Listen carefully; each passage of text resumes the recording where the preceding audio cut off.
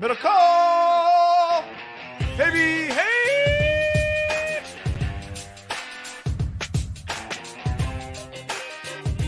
What's up, everybody? Welcome.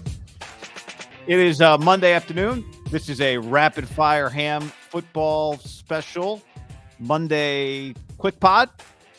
We'll be back on Tuesday with the usual pod. I'm Guy. That's John. Subscribe to this channel, like this channel. Don't hack this channel, please. Hackers are out, Guy. Misinformation. Come on, Elon. John's Twitter is under attack from Canada, Quebec, from Quebec. We have suspects. John has one suspect in mind. Keep my eye on you. As Cali Break said on the stream, looking forward to this podcast with Guy Haberman and Zap Tito RTFKT. If you get any DMs from John's Twitter account asking you to buy, to I don't know, get into the crypto game with them, that is not John, and it's spam. Yeah, I'm sorry, Zappadito. In these economic times, people ain't buying NFTs. See, the market is down like billions of dollars from the peak in 21. Glad I never got into the NFT game. Yeah. I never believed. The what was who's the actor? Not Affleck, the other guy. Damon. Like fortune favors the bold. Remember those ads were airing every 7 seconds. Kardashian's getting she's getting sued. Yeah. Fortune favors the bold. Also, fortune favors me for accepting $20 million to do this ad of something I have no part of. Yeah, like Matt, did they pay you in cash? Fuck yeah. Did you take them USD on that one? We are sponsored by Tito's Handmade Vodka. I was out with some people on Saturday night, John, our buddies Dave and Eric, and we went over to Yard House, and Will Blackman was there, Yard House, and they said, what do you want to drink? And Dave and Eric both said, Tito's and sodas, please. And then Dave said, promo code ham, and the waitress looked at him like he was an idiot. Was there a lot of Tito's flowing out at the Hunter Bishop charity golf tournament on Sunday? There was a Tito's hole. And not only I was trying, wasn't trying to drink on a Sunday morning like some people, but I did take Tito's and lemonade, and then I finished it before we even teed off because it was a slow round, and then I had another one. So, I never turned down a good Tito's. They called it a Tito's tee off. Okay. Like, what's that? And they just said Tito's and lemonade. I'm like, make it strong. Make it a double. Sponsored by Tito's Handmade Vodka. Send us pictures. Plenty of you did. I took my own personal photos. Somebody hit me up and said, what is the place in Danville that has the Tito's espresso martinis on tap? I told them it was Primo's. But Tito's Handmade Vodka, John, that's where it's at. Always ask for it when you consume it. Send us a photo of you having a good, responsible time. Do it. Yeah. Tito's Handmade Vodka, distilled and bottled in Austin, Texas. 40% alcohol by volume, namely 80 proof, crafted to be savored responsibly. I love telling people that Tito's is named after a guy named Tito. They're always blown away by that. I'm like, it's true. Yeah. Do you tell them his last name is Beverage? Do you mention that part too? Then I tell them that, and they just don't believe me. It'd be like if I had some sweet company and it was just named John. It was like, how'd you figure that out? I was like, this is my first name. We're also sponsored by Indeed. Indeed.com/ham. Indeed.com/ham. Join over 3 million businesses worldwide using Indeed to hire great talent fast. Yep. Our friends at Indeed, Guy. Time hiring is never easy. A lot of people out there looking for jobs, interested in jobs. You always want to find the right candidate if you're a business, and find top talent fast with Indeed's suite of powerful hiring tools like the Indeed Instant Match assessments and virtual interviews. So you can interview people from literally everywhere. Very easy to do. Get a hold of them, talk to them, find out, because the Instant Match, they get the skills that you're specifically looking for. You never want to hire someone that doesn't have the skills, right? You want to get people that know what they're doing. And hopefully Elon's doing that with Twitter to take down my account. And yeah, go from there. Yeah, look, Indeed helps our applicants shine before the interview. with over 135 graded assessment tests that they can take. From cooking to coding, Indeed helps you see your talents, abilities in a flash by adding any of the 135 graded assessment tests to your job post. So Indeed knows that you're growing your own business. You got to make every dollar count. That's why with Indeed, you only pay for the quality applications that match your job requirements. Need to hire? You need Indeed. Go to Indeed.com/ham. Start hiring right now. Go to Indeed.com/ham. That's Indeed.com/ham. Terms and conditions apply. We got an update on the Twitter account. Twitter support is flooded, but they're on it. And my friend, this person I'm dealing with, said he escalated it up the chain. But they've obviously laid off a lot of people, and this might be a minute. All right. So until then, we'll see if MIDDLEKAUFF survives. I honestly could, if it never comes back, I'm okay with it. Little forced break or a long time break. I would have liked to seen some of the jokes today on just different things that were happening because it happened right when things were really escalating this morning. We'll get into the Raiders, but the connection of the new or the new Colts coach tweeting about the Raiders, like that content guy is made for me. Like I live for that content. That is why I'm on Twitter. Yes, Moment that everyone starts retweeting it, and then you're just thinking of like, what can I say? I know, and it's pretty simple. Like if I ever became an interim coach of one of the other 31 teams, that would be me. I mean, I can relate to Jeff Saturday. Because it's not the most ideal situation to be in. But somebody sent me a message like, I thought he worked for, I guess I was wrong. I thought he worked for ESPN. I said, no, I did too. You're right. He did work for ESPN. He's been working for ESPN. He works for ESPN. Also, just like on the side, like a lot of former players are at their favorite places, right? Where their alma mater, not their alma maters, but their programs.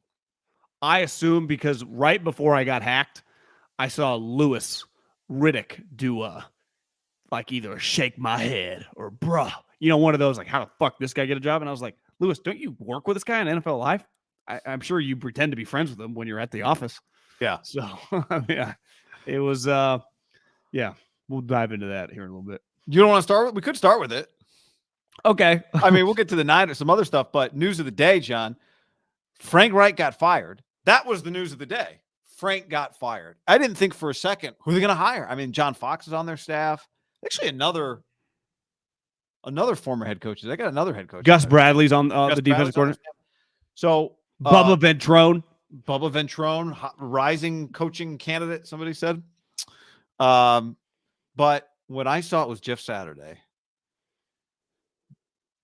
the first thing I did was think about their quarterbacks, right? That when you and I have talked about this, that maybe there's a reason it's called a franchise quarterback, because a franchise quarterback covers your franchise. And Peyton Manning was a franchise quarterback, and it made the Colts look like a great franchise. And Andrew Luck was a franchise quarterback, and it made them look stable. Since Andrew Luck left in 2018, Jacoby Brissett, Phillip Rivers, Carson Wentz, Matt Ryan. Next year will be their fifth quarterback in 5 years.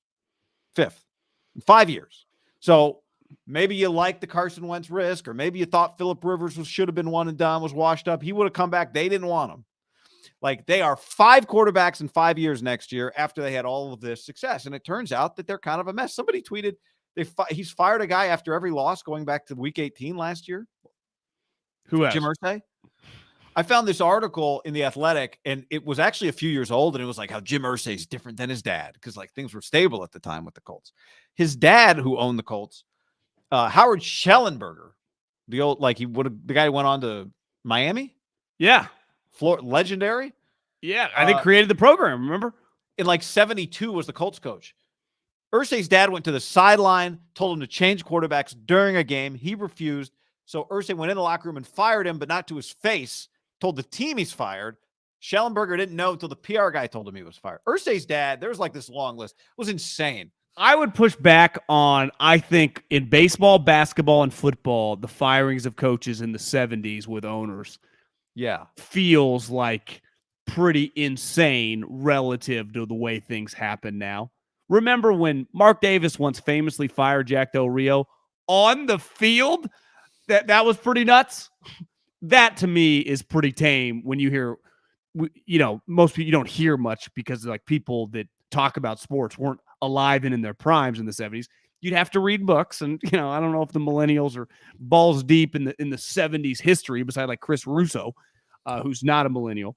I think that stuff happened a lot. So I actually think that might be an extreme case for the time, but like the Al Davises, the Steinbrenners, I mean, they were littered all over pro sports, right? Well, no, you are right. But because the money was lower, like the stakes in some ways were lower. And the owners had the league just wasn't as big. There was a little less accountability. Not that there's accountability. I think people were crazier, back in like the 60s and 70s than they are now. Yeah, I think there was probably like an owner I own the team. There's not like a bunch of people that own it with me, and probably I'm accountable. I'm not 51%. I just owe the team. But I will say, I do think in this, like this is his dad. This is not some random other. This is his father. He got the team from his father. His father was a wild man when it came to own. I think wasn't Jim. I mean, when it came to owning the team, the decisions he made, and this idea that somehow the Colts were just like different. Maybe they were, but right now it doesn't look like they're all that different. Well, when he owned the team and Jim was not in power in John Elway's day, wasn't he famously said, "I will not play for the Indianapolis Colts"? Wasn't that getting my teams mixed up? Didn't John Elway and Jack Elway refuse to play for the Indianapolis Colts? Yeah. So, I was thinking about this, like when everyone saw it, we all had similar reaction, right? That's fucking insane. We have seen some pretty fucking insane things in recent memory. I mean, two guys do stand up. It's different, and it's in the off season, but Mike Mayock and John Lynch became general managers. Yeah. And, I would say John's had a little more success than Mike, but does this feel crazier because it's in season? Because my first take is like, how's he going to know like random special teams guys' names? And then you go, does it really matter? Because the team sucks. So I keep getting back to, does it really matter? This team sucks. Their coaching staff clearly is pretty questionable offensively. So you don't want to put any of those guys. And you're like, well, Gus and our defense is our only hope. We've seen him be a head coach before. Pretty shitty. John Fox was just like probably Frank's buddy, right? I mean, so does it even matter? I guess that's my take. Does it even matter? Well, I mean, no, like no one was about to save the Colts season, but that doesn't change the fact that it's a legitimately insane thing to have happen. It probably would in some ways be, in a weird way, might feel even more insane if it was the offseason, because if it was the offseason, he wouldn't be the interim coach. He would just be the new coach. Jeff Saturday would just be the coach, right? Yeah. I think it's pretty wild to walk into a building mid like game plan. Now, here's the crazy thing about the Colts, and there's a long way to go. I think they'll end up there.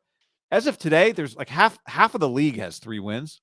So it's not technically, but close. Like they have like the 14th pick right now. They need to lose more football games. Yeah. They need to lose more games because they've been trying to patch with veterans their quarterback position since Andrew Luck left. And they need to be in the top 3 drafting a blue chip quarterback. That's what the Colts need to be doing. Well, I mean, they're playing the Raiders this weekend, so someone's got to lose that game, right? Could you imagine? So we said last week, like, what would it take for Josh McDaniels to be on the hot seat? And you said, well, losing to the Jags, we meant just a regular loss, not a 17-point lead blown on the road.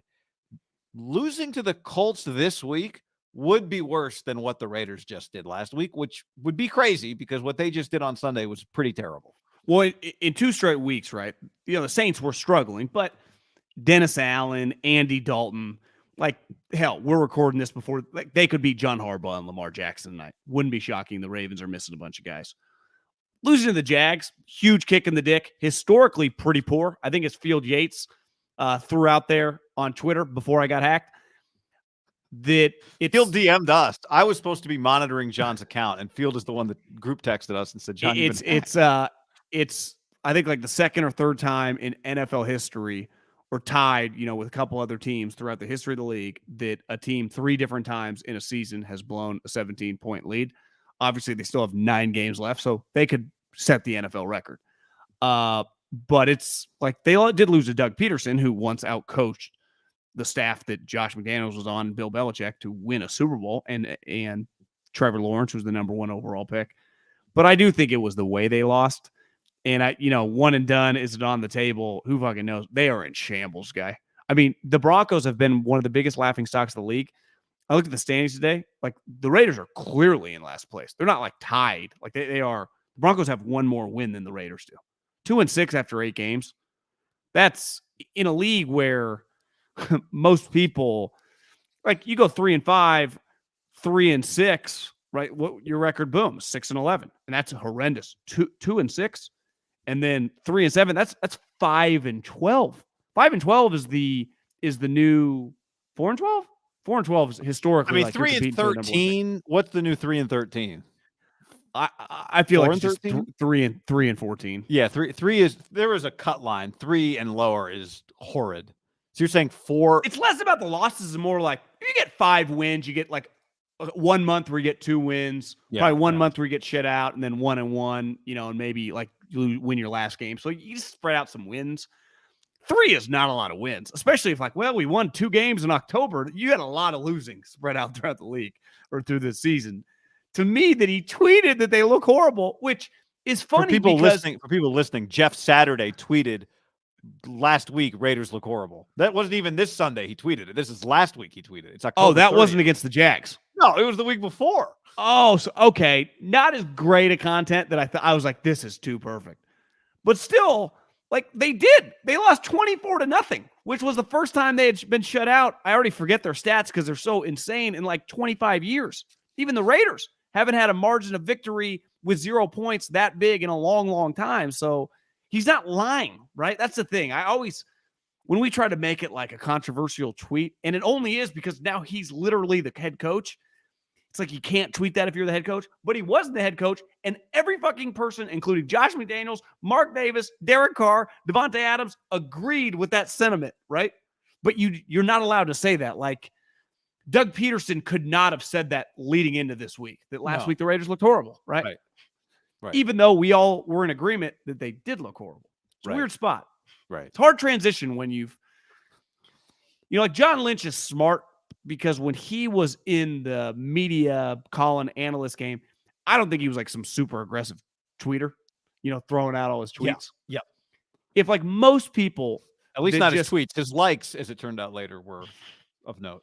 And that's another one, right? We all agreed. Like, should we leave Jimmy in Nashville? Most podcasters, if they were ever put in the position of being a head coach, it would probably be problematic, right?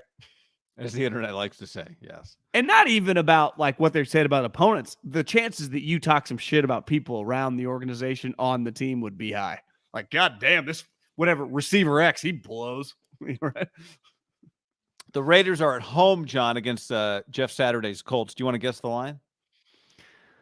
Ellinger, Saturday, McDaniels, Carr. I'm going to go Raiders. If you would have told me at the beginning of the year, Colts would be in shambles, they'll hire Jeff Saturday midseason. You don't tell me anything about the Raiders. What's the line? I'd be like, Raiders minus 12. Raiders minus 3.5. 6.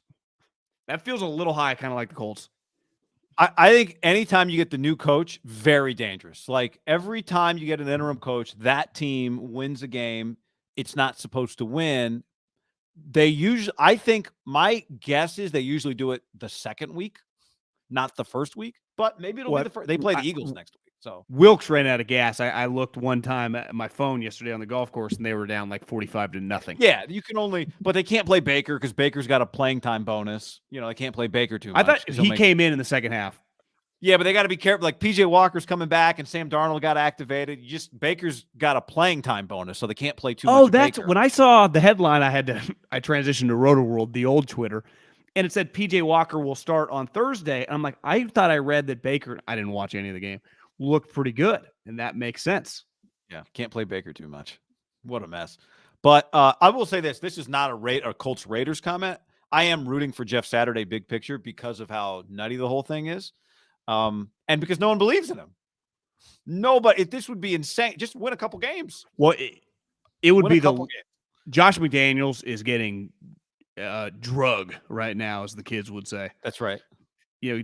As you lose this game, I don't know how you ever shake it, right? Well, I think Josina tweeted today, not on the hot seat, job that everything's fine about McDaniels, but how can you maintain that if you lose this game? What if you lost this game by like 10?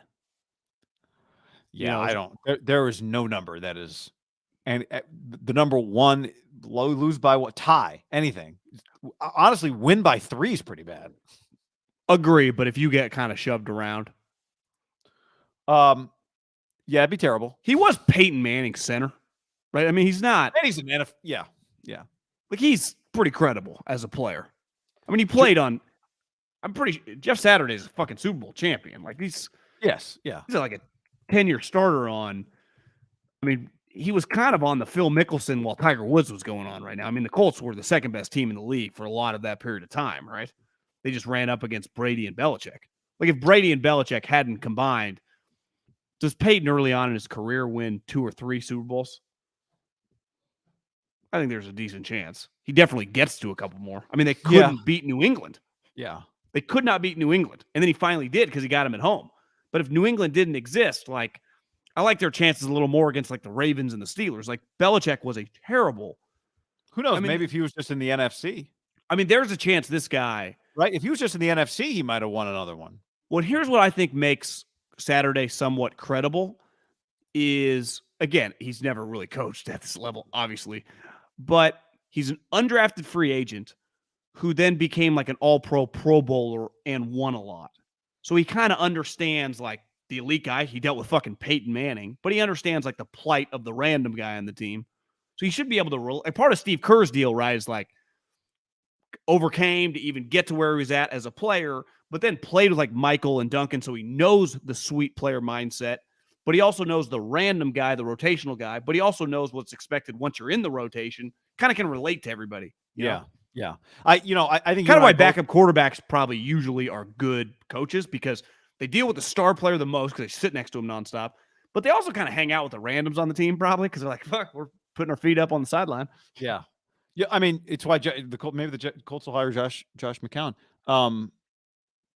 Or somebody will hire him. I mean, he's doing media. Jermaine says this Jeff Saturday hire screams Mike Singletary. I disagree. Mike Singletary went 8-8, 5-10, 5-4 his first year. He was 18-22. Mike Singletary, for as much of a disaster as it was, been a lot of worse coaches in the NFL. And Mike Singletary really got crushed for being more of a meathead than like his football credentials, right? Yeah. And his like people management was not very good, right? Although he got some credit for Vernon. You and I both are big fans of tough-minded offensive play callers as head coaches as a profile. But I do think the right leader who hasn't coached either side of the ball, that can also work. I mean, Vrabel has turned into like the new Mike Tomlin. Obviously, he has a side of the ball, just like Mike did. But he didn't have to be Vrabel was not a coordinator, right? 1 year, I think. 1 year, okay. Tomlin was not, or was Tomlin a 1-year coordinator? 1-year coordinator as well. 1 year. Okay. Again, this Saturday thing is pretty crazy. I'm not saying him necessarily, but I do think generally speaking, the head coach does a lot of stuff that play callers don't do. So I'm not totally opposed to a guy who just wasn't just a coordinator becoming. So the difference with Vrabel and Tomlin is they did apprentice as assistant coaches. Yeah, they coached football. I mean, this guy has not coached the NFL. I saw Field Yates tweet.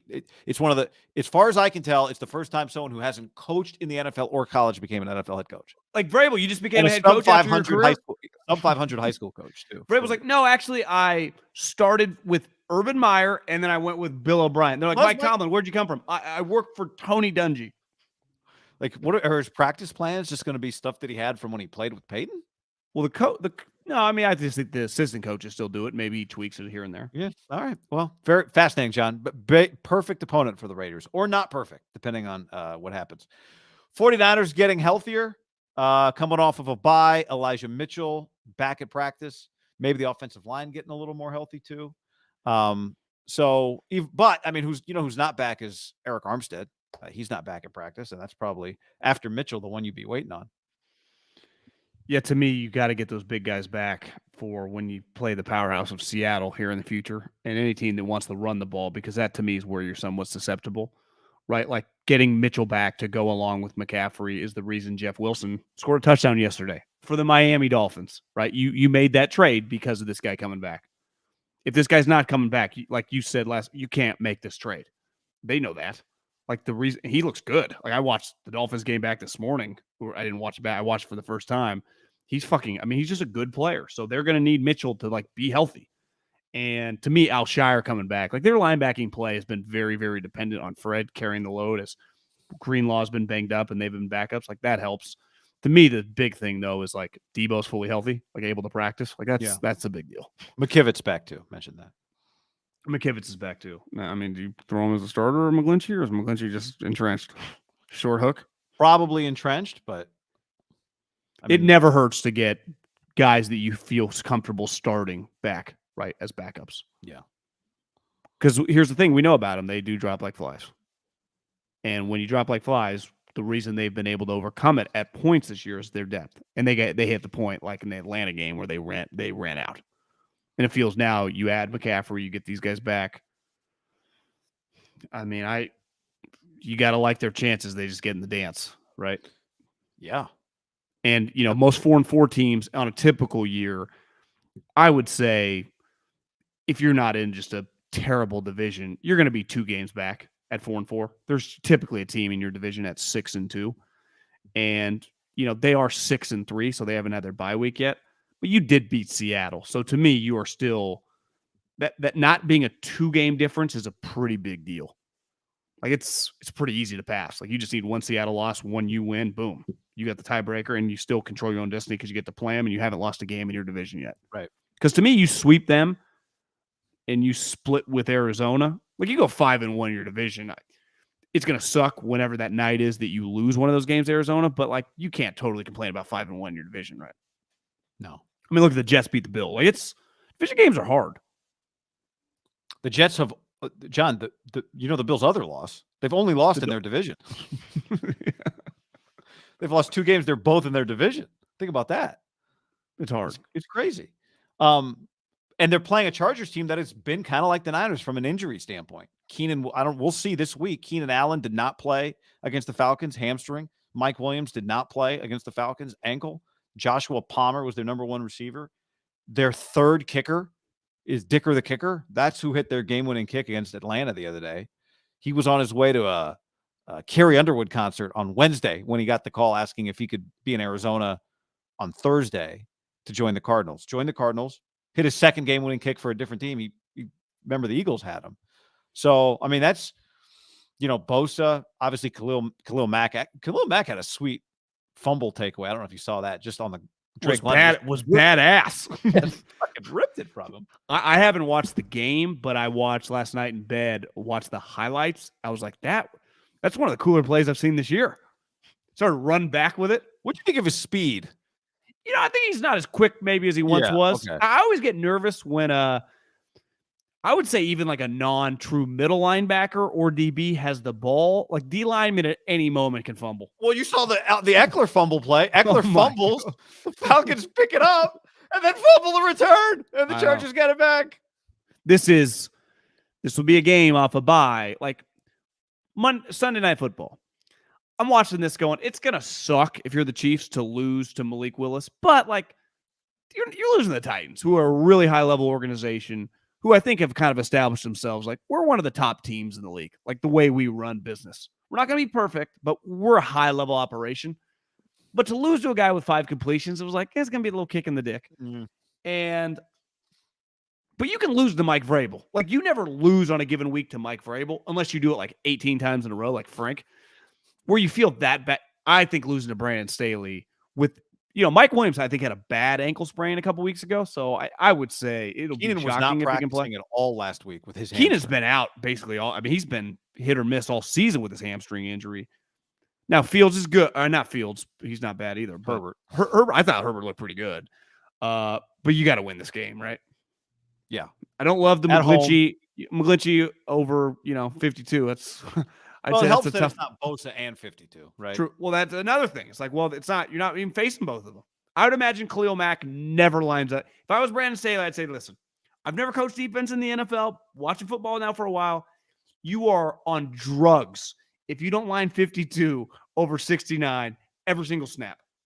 He's on the field. he should never enter anywhere near the other side of the offensive line. Every time they do that, it is a win for the 49ers.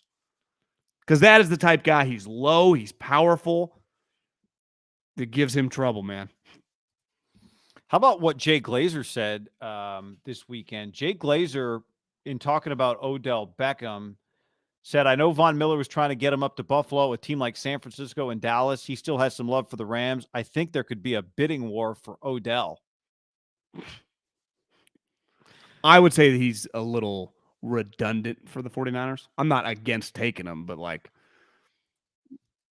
they do have, I mean, two of their better players are their outside wide receivers. Like, is Odell getting snaps over Ayuk or Debo? No, I think the idea, and I think I saw, it might have been Mayoko or maybe Akash retweeted Mayoko, like of like Juwan Jennings has been a little disappointing, and maybe Odell is just kind of your replacement slot guy. Gotcha. He is coming off an ACL and hasn't played for the 49ers. Yeah. And I it's disappointing. I agree that Juwan's been disappointing in terms of taking the next step, but he still made some big plays for them. I'm a sucker for guys I have on my own team that I kind of like, and I haven't pivoted off him yet as an evaluator. I still like, I'm not just throwing him to the side because I think you might need him next year too. Like you want this guy. I think he brings something to your group that I'm still working with. I'm sorry. Dude, were you watching Tennessee, Georgia when they showed the highlight? What highlight? So Tennessee, Georgia, they were like, let's flash back to two great moments in Tennessee, Georgia history. And one was a Hail Mary Juwan Jennings touchdown. Oh, yeah. I wasn't at the time, no. Yeah. Very good. Seattle is good. Seattle is good? Where you at on that? Question mark or period? They beat the Cardinals by 10. I think they have been consistently start to finish the most buttoned up squad in the division. Like if you just watch them on a given week, they have just been pretty consistent. Offensively, defensively, just as you just watch them, they feel like a well buttoned up operation. And they have really, I felt like, taken it to another level the more Kenneth Walker has played. But the score was close. The game was not. They beat the shit out of the Cardinals. And you go on the road in the division against, I understand, listen, no one thinks the Cardinals are a bigger fucking joke than me. But like late in the season, like you shouldn't just, I mean, they were throttling them, guy. They were shoving them around.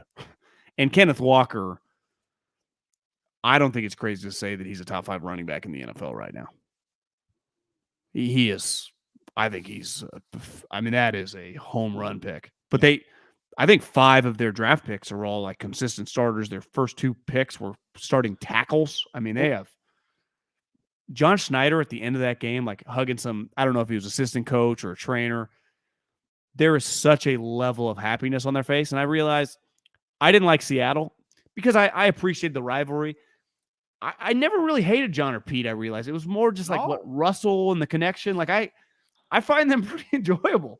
I never wanted them to leave. Like I didn't want the Pete Carroll era to leave. And now I really don't want it to end because I mean, what they're doing this year is so incredible. The question somebody asked us last week, remember somebody said, hey, remember you guys, we talked about the Seahawks. I said they had the best draft at the beginning of the year and you guys dismissed me. And then Dubal DM'd me. He's like, I heard that question. He's like, it's a little, the Rams and Niners didn't have first round picks. Did the Cardinals have a first round pick this year? Oh, they traded it for Hollywood. Yes. So none of those teams had first round picks. So it is a little easier for Seattle to have the best.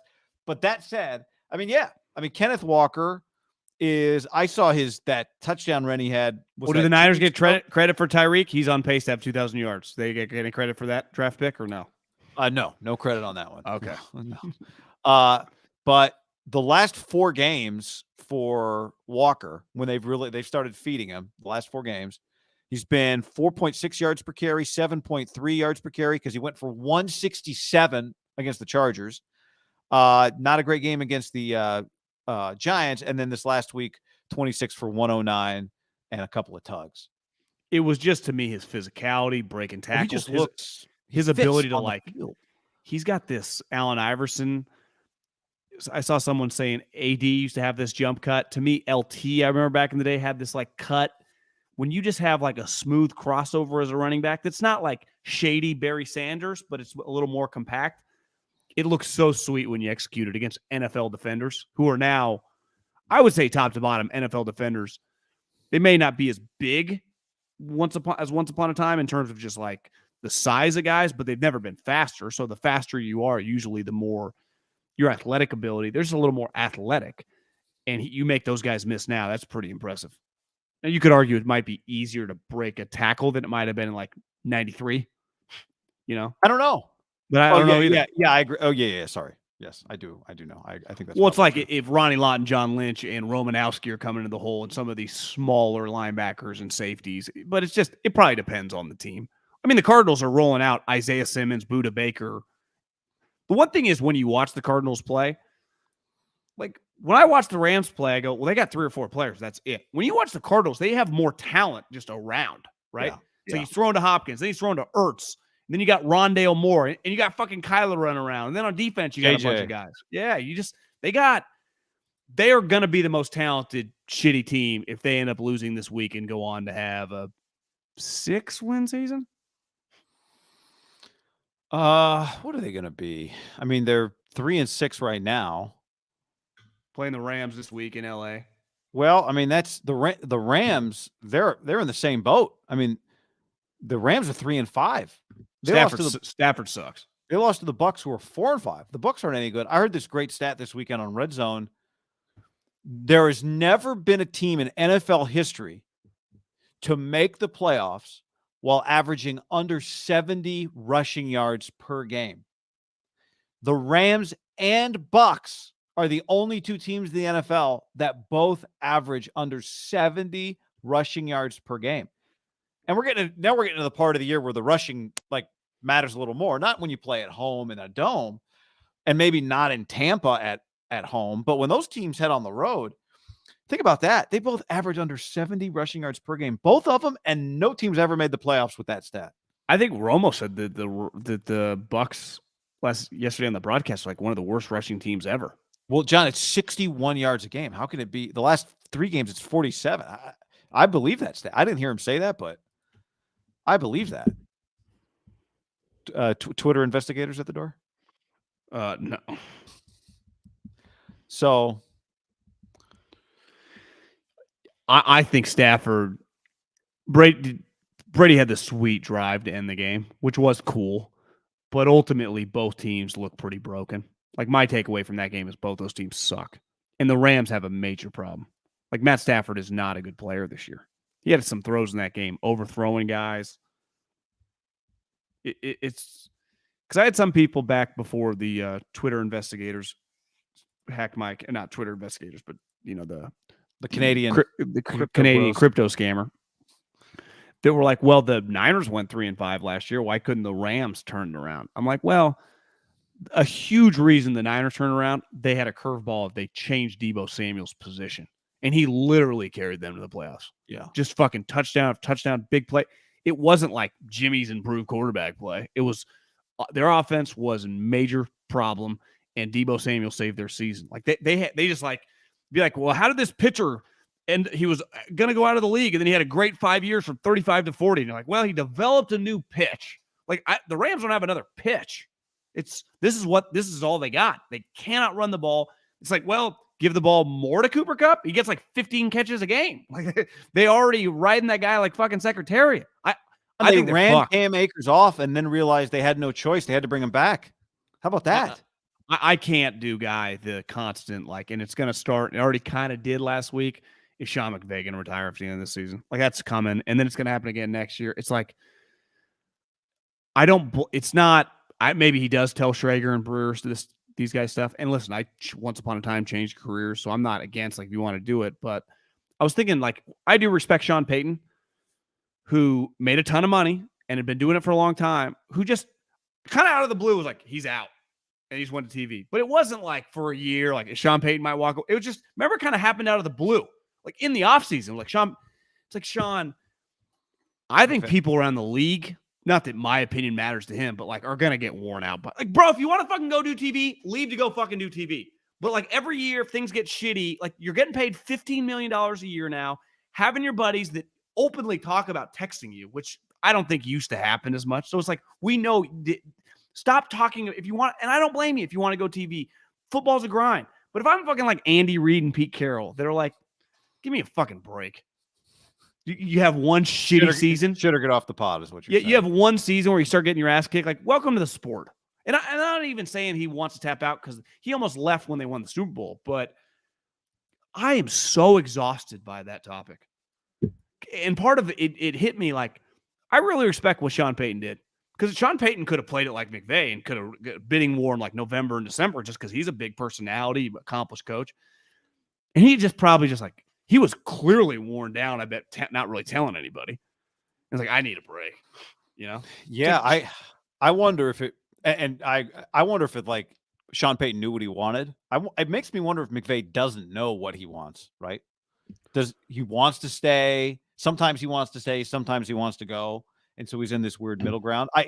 It's fun coaching when you're winning 12 plus games every year, right? That's fun in the NFL. Yeah. It is not fun having back-to-back years where you win 6-7 games and no picks. You're going to want to, in football terms, jump off a bridge. Like I worked in the office of an 8-8 team. And I remember this is the worst thing I've ever seen in my life.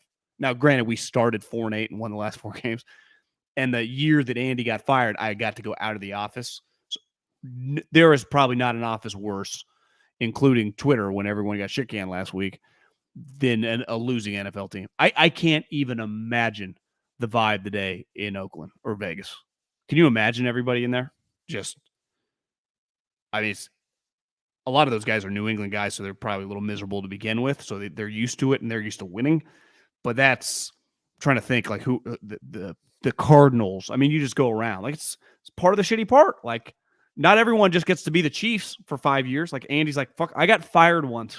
You get bad season. Belichick went through a 7-9 season a couple years ago with Cam. Like football, Carl Icahn and Warren Buffett, like not every year is perfect. It's like if this is your profession and you're the one choosing to work these crazy hours that you're like, well, I get it. You don't sleep. Are you really going to sleep that much better? Here's the other thing. Sean McVay doesn't even have kids yet. So it's like, he wants to spend more with his unborn children. It's like he literally doesn't have a family yet. I could see if I was a coach in the league, because it's bothering me, I would be so tired of the crap. How many people are rooting for them to get their ass kicked? Especially the way they've done it. Yeah, I think naturally a guy who is young and wins right away and gets called a genius builds a crowd of people rooting against them. And then if people think you're a front runner, they really feel that way. I think the question too with them is like, are they making decisions from a personnel standpoint with the expectation that they won't be there to have to clean it up if it's a mess, right? In terms of getting, fuck them picks. Don't you think if something works though, you just write it? Yeah, but I also think it's the attitude was like, we can do this forever. And I think people who'd been in the league like you have said, well, you can't really do it forever, ever. Like at some point you need to kind of rebuild, which is fine. Like you might have a down year. You might have to rebuild. But it puts, the franchise in a tough spot if that is the time when you go, all right, now I'm good. Right? I'm walking away. Somebody else can clean this mess up, right? Those guys Andy did Reid didn't get. Yeah, no, it's fine. And they may keep going. I don't know. I'm just saying, like, Andy didn't get to Kansas City with Patrick Mahomes. Patrick wasn't there when he got there. He had to win with somebody else first, right?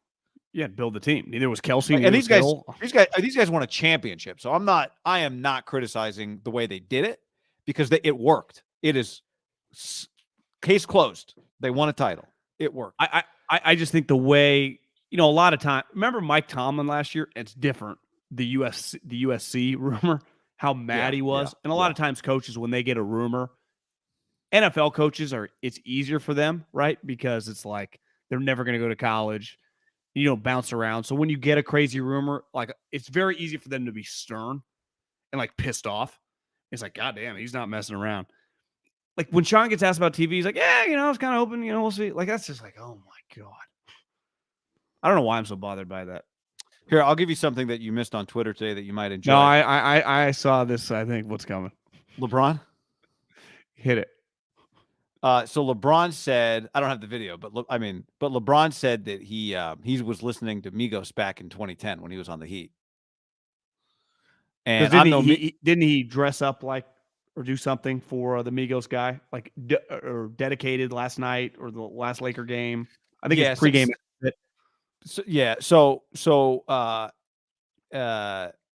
It's been the problem is that he couldn't have been listening to them in 2010 because the first mixtape came out in August 2011. Yeah. And this is the one I just saw. It's a photo of young LeBron, and it says, quote, "I remember the morning the Titanic departed from England. I was supposed to be on that ship. They called it unsinkable, but I had a bad feeling." I saw a great one. Like, I remember being on the Heat and playing the Mavs and seeing a young kid that I knew was going to be special. This was after the Chiefs won. It was like ... It was Patrick Mahomes. And the responses, I mean, I was peeing my pants. And one of them was, well, in fairness to LeBron, he's a Browns fan. He's a Cowboy fan. He's a Rams fan. He's probably jumped on the Eagles bandwagon, so he knows the league. He knows football. And I think a lot of people, I think Barstool's been killing him. He lies a lot. Just some of these. Well, the retweets. best one, I remember the one from last year when someone's like, they had all the pictures of LeBron reading books, like pregame. And then there was the interview where like Taylor Rooks asked him something about a book. I don't remember exactly how it went, but he clearly had not read the book, even though he had said he'd read the book. But someone said, why is LeBron, what was the initial? It might've been PFT commenter like last year. It was like, why is LeBron always on the first page of a book? And it was like, every time they show him like pregame, it'd be like Mike Breen, like LeBron James in the locker room preparing for tonight. And it was always like page 1. And they had like 3 different photos of him reading some book. Anyway. There was another one that he was talking about. He was sitting at home watching a game with a couple of his buddies. It was the Kobe Raptor game. Yeah. And he said, like, after the first shot, I looked at one of my friends. I said, he's going for 70 tonight. And then by halftime, he then says, I looked at my buddy and says, he's got 80. He's like, what? Who fucking says that? We've all watched games. Oh, a million basketball games in our life. And even if a guy's going off, like, can he get 50? Which is a pretty bold thing. Like, God, he might get 40 tonight. No one says, like, he's going to get 70. No one said that in the last 25 I thought years. you were going to say, and then it was revealed that LeBron had a game at the same time, and there's no way he could have been watching. No, this was just a video talking about Kobe Bryant's 81-point game, where he looked, I think. But I'm just saying, do we know for a fact that LeBron wasn't playing at that same time? He was in the NBA because it was like 05 or 06. No, I'm saying like at that time, like his alibi, like he also had a game at that same time and was playing, or was he definitely? Yeah, I actually might fact check that after we're done. Yeah, we should find out if he you had a tip on the other side of the country. It was you were in the third quarter. I saw someone was like Pinocchio think LeBron a liar. Like LeBron, man, he's just so used to saying. Listen, we all push the truth occasionally. Like I was there when you weren't there, but it's like he does it consistently with pretty famous. It's like I haven't gone to the store yet, babe, because I had to do some work. You got to do what you got to do every once in a while. His are like, I've been a Migos fan since 2004. And it's like, dude, he was born in 2005. It's like, you just make things up. And in his life, there is no one, probably beside his kids and his wife, that ever go, bro, what the fuck are you talking about? Not a soul. How long has that been going now for? Like, I mean, 10 plus years where it's not just one normal person. It's not just memory. It's like sometimes you can, I think. 100%. I think, oh man, I remember this. I remember when I was a kid, I have a clear memory of XYZ. And then it turns out, well, you just saw a photo or you're not even right about it. Or I remember, like I've done interviews. You ask somebody about a game they played 30 years ago, and they'll be like, yeah, I hit a home run off MIDDLEKAUFF. It's like, no, well, actually, the year before you hit a home run off him, but he actually struck you out 4 times that time. Like, that's normal shit. That's why the book one is so perfect, because it's just, it's like, wait a second. And then someone asked him, and he didn't know anything. Anyway. I think when you really start, he's got 3 NFL teams. He's just pretty questionable some of the shit he's done over the years. I think when it comes to the truth and just. But I think you can root for multiple teams. I know, but the way he does it feels like a pretty big, like he's doing it. I think he's sneaky doing a lot of things for quote unquote brand, and it's all completely fake. Like I think a lot of them. He might be closer to Russell Wilson than we've ever truly realized, because I've never really spent that much time thinking. he just is a little smoother, I think, when he talks. I don't know. He's just different than Russell. But I just wonder if he's just he is complete better at it. fraud. I mean, he is one of the all-time great players. That's different too, right? That helps. Like whatever you think of him, the guy, when I watch him play basketball, it's still holy shit, right? And it's been like that since he stepped on the court. I always wonder with fake people, is he just so caught up in lies now he doesn't even realize what he's saying? Possible. Or is he just going like, I need to do this for my brand? No. Amigos. I think it's I bet he thinks what he said, I think he thinks is true. That's what I think. I think he thinks that did happen in 2010 with the Heat. That's my opinion. What is yours? I could be convinced of anything at this point with old Pinocchio James. He probably thinks his memory is like flawless. Yeah. Because it's not. I would say if you were defending him and he's like, well, I just got my dates mixed up. Like if this was the only thing, okay, you imagined yourself sitting with Dwayne Wade. It turned out it was 2 years later. You're sitting with Dwayne. Whatever. You're saying their first mixtape, so they probably didn't get big for a couple years after, right? Yeah, I mean, but to me, like if their first mixtape came out at the same time, someone might have given it to him. You know what I mean? Like, but that's according to the internet research, the mixtape didn't come out for another year. I wonder how big the mixtape was. It feels like they've gotten big within the last 4 or 5 years. And let's just say he's in the circle, hears about him. If you convince me he's 5 years off and just completely made it up and wanted to act like it's been going for 12 years. These guys were young. The dude that died was 28 years old. I think part of it is like, it's not that you think his memory's bad, it's that you think he's lying to make himself look closer to a situation. That I think is what is, it's like, why are you insecure about this? You don't have to be, Yeah, just say RIP after the game or something. I love their shit. Right? Just say that. I've really enjoyed. I listen to their stuff a lot. If he does, yeah, I don't know. If he does, yeah. Well, then there were videos of like him screwing up lyrics. Remember when he used to rap into his phone on Instagram, and his lyrics were always off. It's like, oh my god. All right, everybody. That was about as rapid fire as we could do it today. Thanks for hanging. Full pod coming soon. Big week ahead. Yes, thank you for DMing us. We are aware of the ongoing investigation, the Canadian Crypto Bros. Got MIDDLEKAUFF's Twitter, but we will fight on later. Oh, by the way, John, shout out to our guy, friend of the show, Jake Hainer, who passed Trent Dilfer on Fresno State's all-time yards passing list and Billy Volek on the all-time touchdowns passing list. So 4 TDs? 4 TDs, career high, which surprised me. Friend of the show. There you go. All right, everybody. Later.